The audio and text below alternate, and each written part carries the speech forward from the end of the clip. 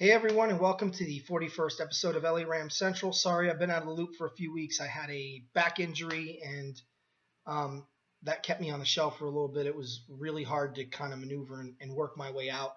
I can't help but feel like this video now is a little outdated, but I still wanted to do it. It's a breakdown of the sit-down interview after the draft with Snead and McVay. And for those of you that don't know, I'm going to break it down a little bit as coach talk, because I do think there is some coach speak in there that needs to be diluted from what they're saying to help maybe the common fan better understand it. Not that we're dumb, and that's something that the NFL really doesn't understand, that the fan base is not stupid. It's not clueless. It understands things. Kind of like this whole Colin Kaepernick thing going around. Like, we're supposed to believe that Colin Kaepernick isn't getting a job to be a quarterback in the NFL because he's been blackballed or blacklisted. Let me explain to the NFL elite butt wipes what's really going on. We're not going to pay money to go see a guy play at a low level. Colin Kaepernick has never been relevant, and he's never been good, and he's never been able to carry a team. And I find it not only disingenuous, but I find it ridiculous that I have to listen to Mike and Mike in the morning and all these other pundits tell me how unfair it is that Colin Kaepernick doesn't get a job when he's clearly better than most of the backup quarterbacks in the league right now. Where were you when Tim Tebow was a free agent? Where were you when Tim Tebow wasn't getting work, when he was clearly better than, Josh McCown? What has he ever done in his life but be a career backup and suck at it no less? Oh, I get it. He's a man of faith, and we can't have that in our league because we in our elitist bubble don't agree with that style of living. But Colin Kaepernick speaks on something we all gravitate to, and therefore he must be defended and propped up like he's the next coming of Joe Montana. Colin Kaepernick is garbage. He's always been garbage. He's been a subpar to average quarterback, and if it wasn't for the NFL turning off the power, yeah, I said it, turning off the power in his lone Super Bowl appearance, it might have been the biggest blowout in Super Bowl history since the Buffalo Bills lost to the Dallas Cowboys in Super Bowl 27. Sorry, it's true. So I don't want to hear how great Colin Kaepernick is and how shameful it is that he doesn't have work.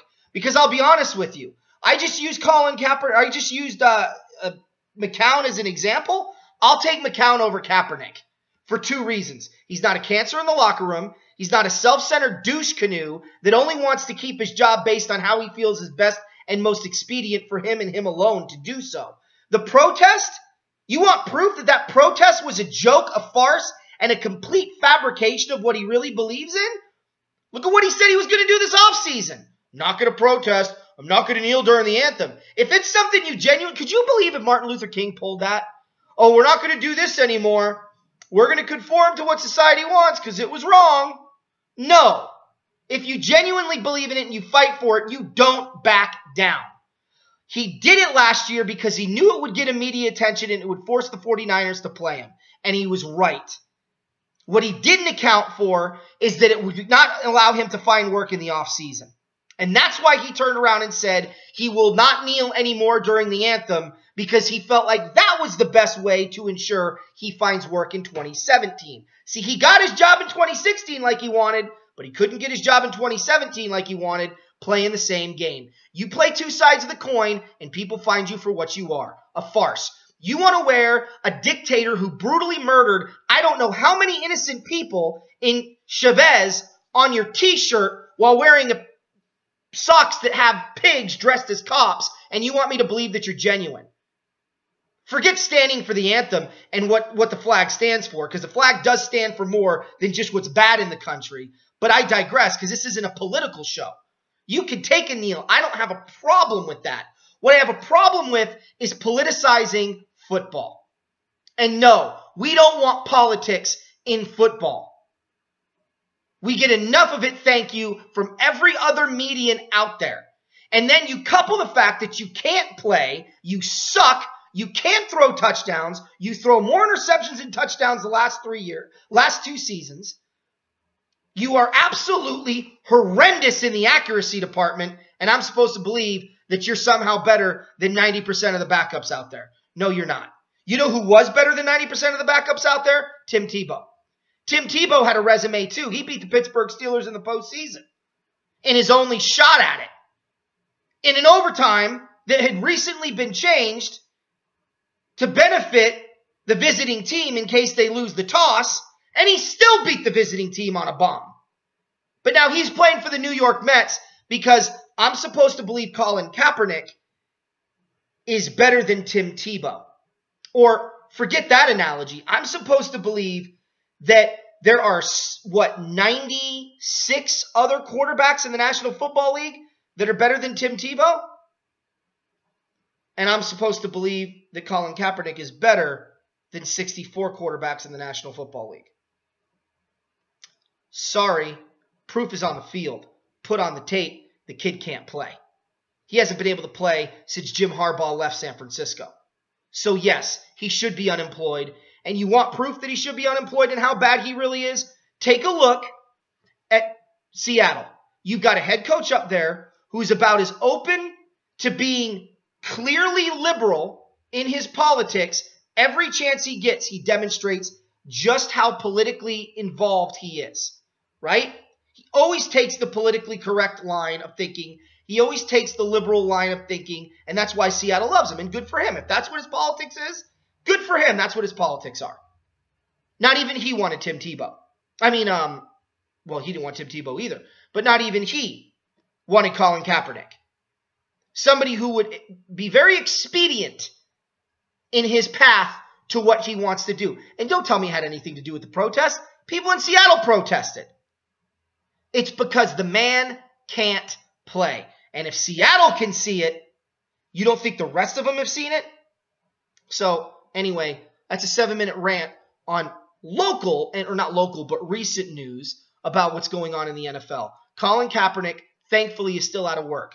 So those of you that are fans of an NFL team, take solace in knowing that at least the backup that takes the field won't be Colin Kaepernick, and can actually maybe possibly play the game of football. All right, so without further ado, I'm just going to let it run for a couple of minutes. I'll interject when I think there's time for me to speak. It'll probably go on.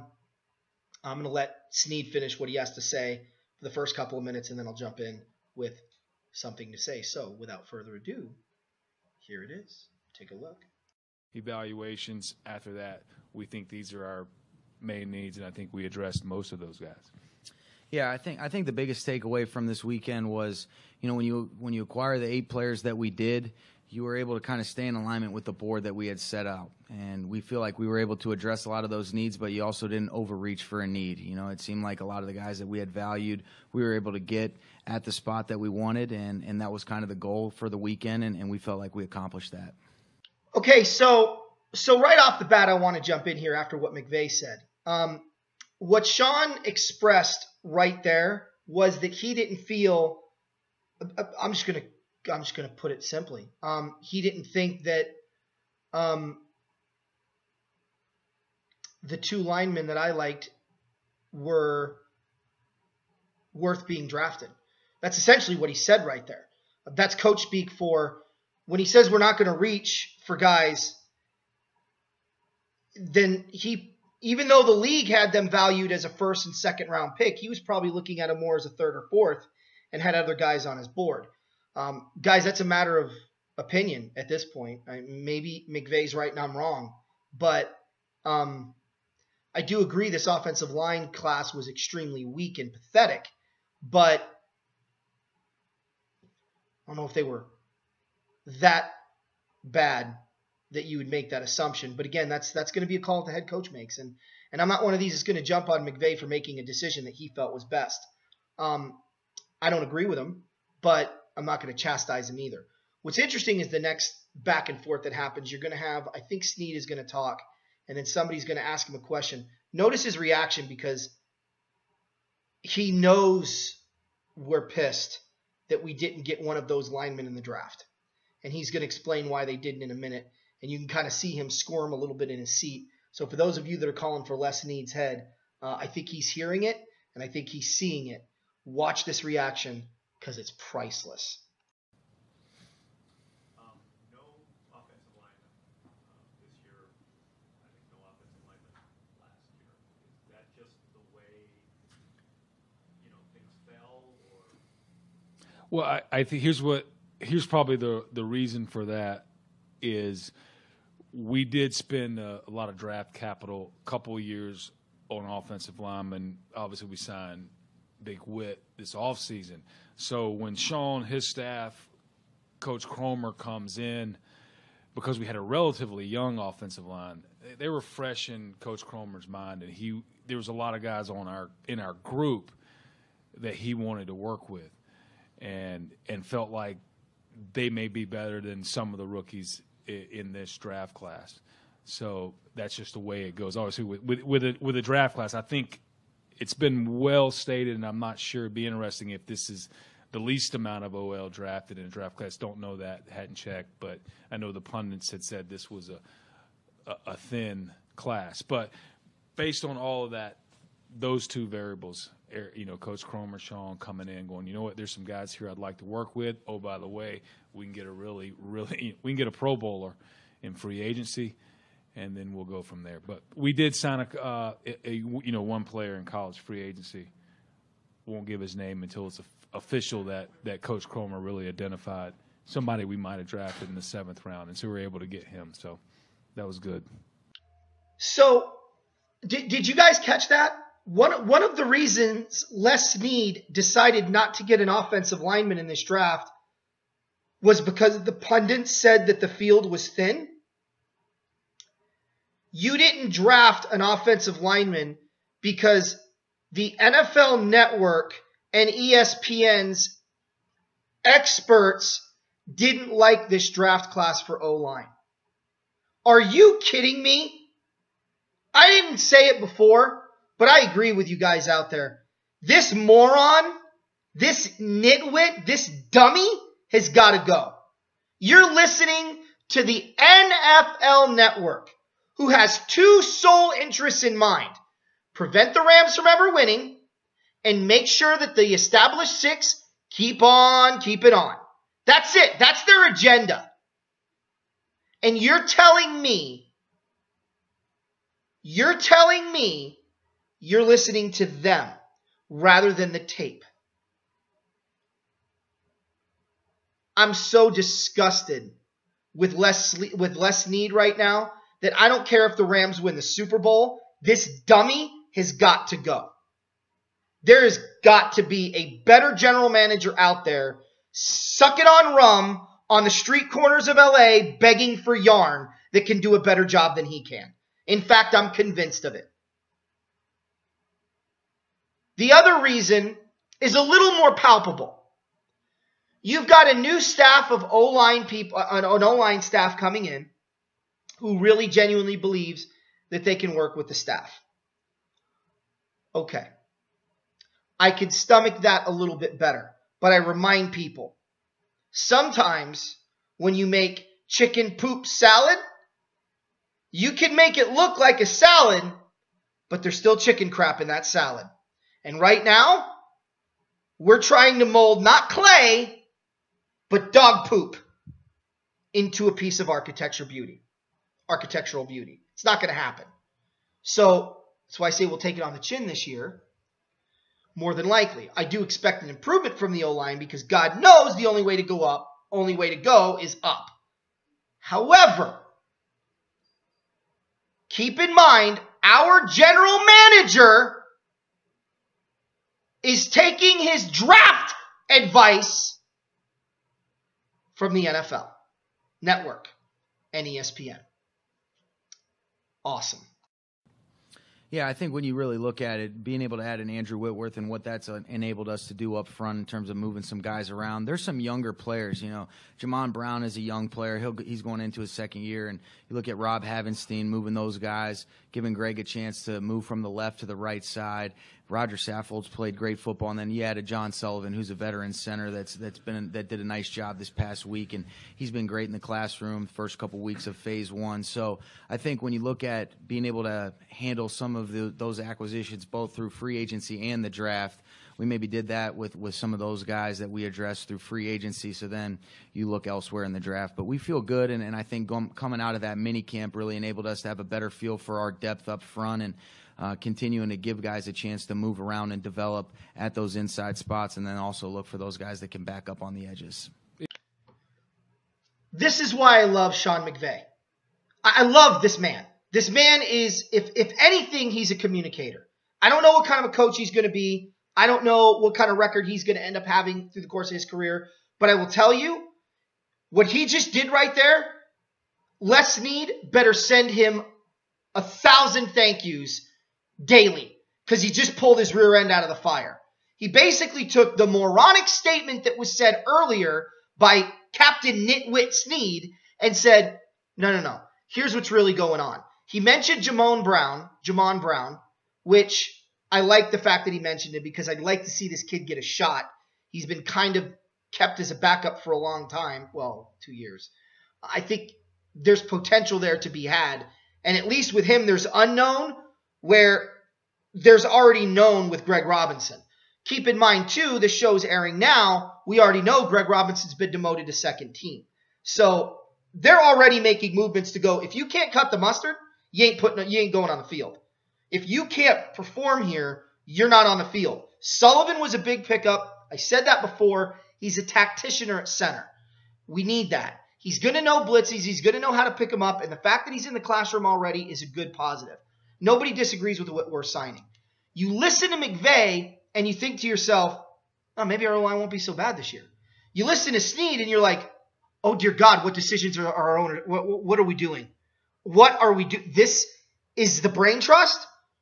But then you go to McVay and you're like, okay, that's the brain trust. That's at least the way I'm taking it. So basically what he's saying right there, guys, in coach speak is they're only going to put players on the field that can perform. They're going to see what the guys that were backups last year can do.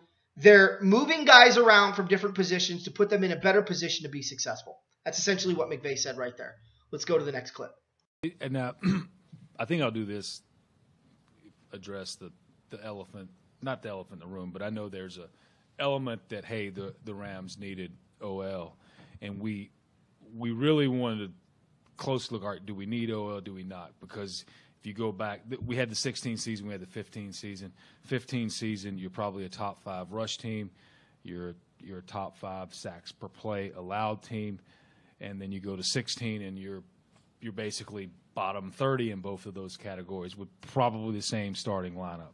So at some point between 15 and 16, you're on opposite ends of the spectrum. And I think, but these guys were young, got experience, and we felt like, you know what, there was some upside there, as Sean said. And with the success that they did show in 15, you know, wanted to continue working with this group.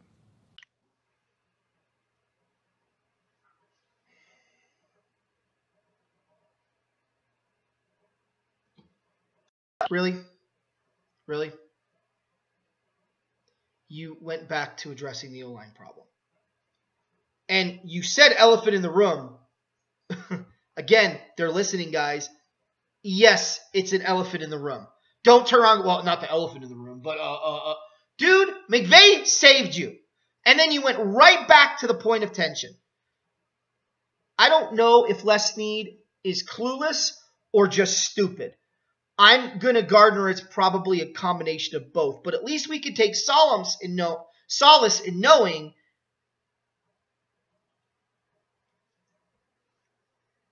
unfortunately he is our GM. Fortunately, McVay is our head coach. Now, for those of you out there that want to defend Snead, I know that he drafted Gurley. I know that he drafted Donald. I know that he drafted Quinn. I know that he drafted Goff. But he also drafted Austin. He also drafted Greg Robinson. He also hasn't drafted another offensive lineman in the first round since he's been here.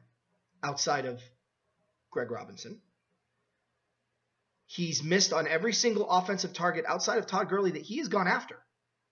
He has done nothing in free agency to improve the team over the last 4 or 5 years. And now this. I have nothing to say. You went back to a topic that McVay had saved your hide on. And the very fact that he said elephant in the room and then tried to backtrack lets everybody know that the Rams organization is painfully aware of how upset we all are that they didn't draft an offensive lineman. It is the elephant in the room. And all eyes are going to be on the O-line. And you want to know why players might have done well in 15 as opposed to 16? Because teams figured out through tape and through observation where you were weak, where you were problematic, what worked against your team and what didn't over the course of a season. The true measure of a good offensive line is doing it again the following year. The fact that they didn't tells me that the league has the books pretty well documented on how to stop the Rams' offensive line. And I have no expectation that that's going to change coming into this season. The book is the same because the line is the same, with the exception of a couple of key pieces. And hopefully that will guide us to 6-8 wins this year. Hopefully. Next clip. While we're on the topic, the same question for corner is can the guys in the corner room take this as like a vote of confidence that, you know, the fact that you guys didn't go out and get corners means that you're, you know, if not happy, you know, good with what you got there? You know, I think when you look at just coming out of the mini camp, what we saw, I think there's a handful of guys that showed they can play at the corner spot.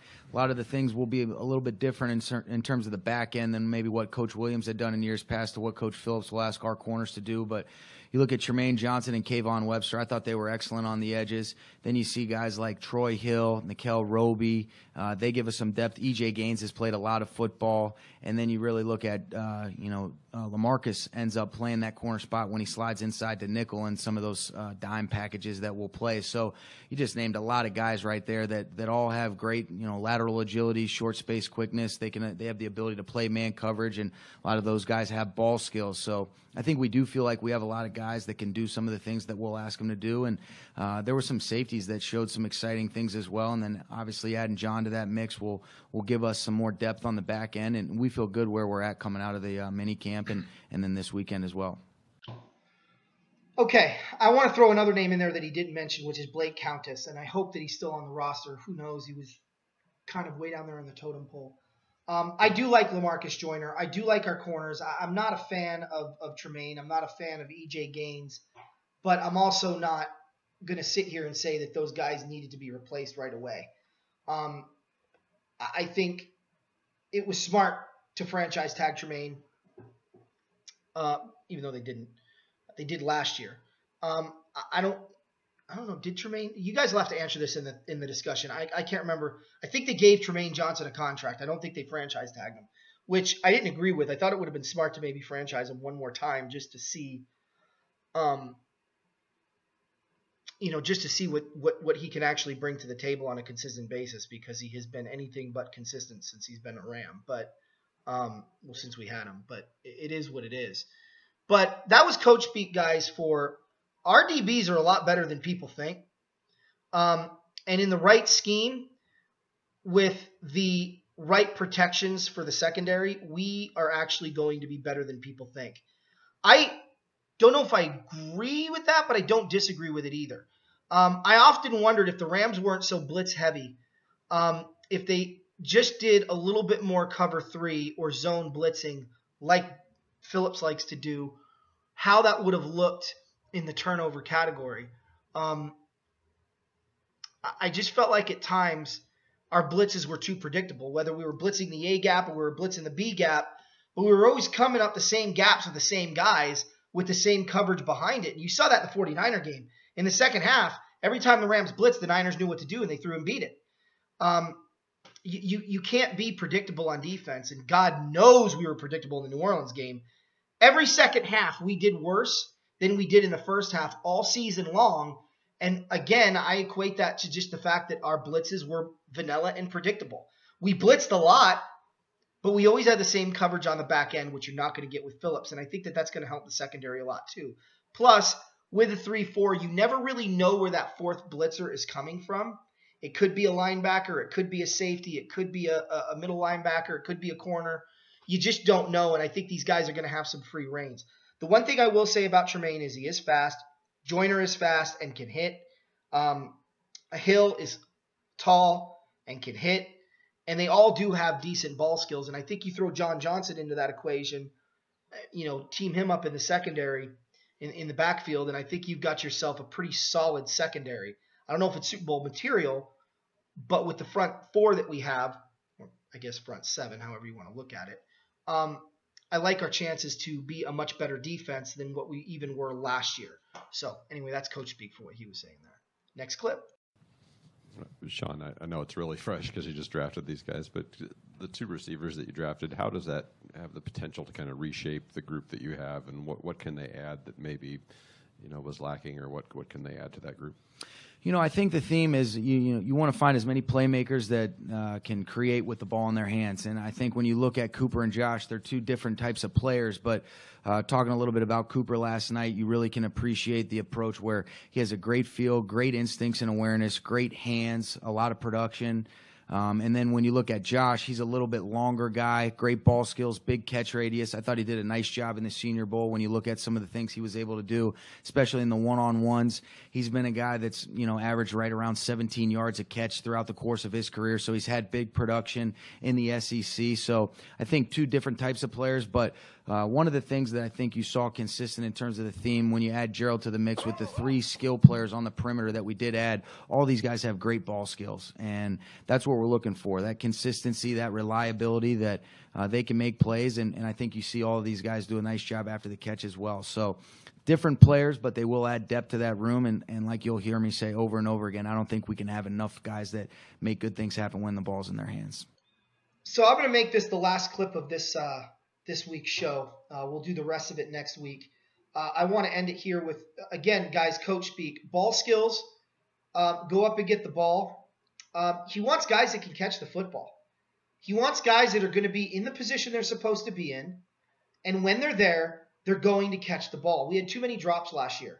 I'm not going to mention any names, Tavon Austin, but we certainly didn't have guys that could catch the football. And again, I'm not going to be that guy that mentions names, Tavon Austin.